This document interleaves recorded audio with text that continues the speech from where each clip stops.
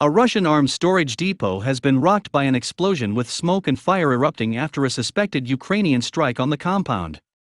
The ammunition hub, in the Belgorod region, was reportedly hit by Ukrainian assets and can be seen on fire through images captured shortly after the incident. Further attacks were also suspected, with reports of explosions in the regions of the Voronezh and Kursk. Ukraine has not confirmed the strikes, but video appears to show anti-air missile being fired in the area. The explosions are near the border of Ukraine, and should it be confirmed as a Ukrainian strike, could be one of the first hits on Russian territory by Kyiv. Russian forces have advanced to eastern Ukraine following a retreat from northern and central parts of the country in what Russian President Vladimir Putin is calling Stage 2 of his special operation. The town of Belgorod is located about 50 miles from Kharkiv, Ukraine's second-largest city of over more than 1 million people.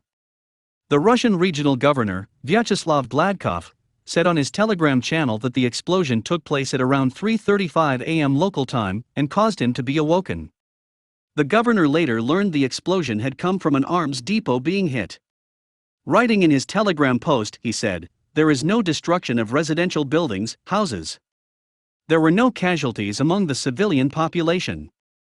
British Defence Minister James Heappey said on April 26 that Ukraine has the right to carry out strikes on Russian territory.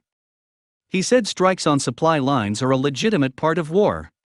There have also been further reports of Ukrainian forces daring into Russia on a more regular basis. In Kursk, there were unconfirmed reports that Russian air defenses had downed Ukrainian military drones. Explosions were heard in the cities of Kursk and Oboyan, while locals heard the military planes flying over Oboyan. Ukraine has yet to engage with Russia in the same way Moscow has with Kyiv. As the war enters the third month of conflict, Ukraine has reached out to the West asking for more weapons as quickly as possible. President Volodymyr Zelensky yesterday met with U.S. Secretary of State Anthony Blinken and Defense Secretary Lloyd Austin to discuss the current situation. Speaking to the press after the meeting, Mr. Austin stated he wanted to see a weakened Russia in the future. He said, "We want to see Russia weakened to the degree that it can't do the kinds of things that it has done in invading Ukraine. So it has already lost a lot of military capability.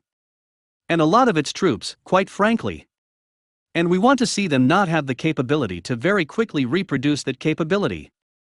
In another move, Russia is ramping up its pressure on Europe over energy supplies. Russia has announced it will suspend gas supplies to Poland. In a statement, state energy company Gazprom said, Gazprom has completely suspended gas supplies to Bulgargas, Bulgaria, and PGNiG, Poland, due to the absence of payments in rubles. Payments for gas supplied from April 1 must be made in rubles using the new payments details, about which the counterparties were informed in a timely manner.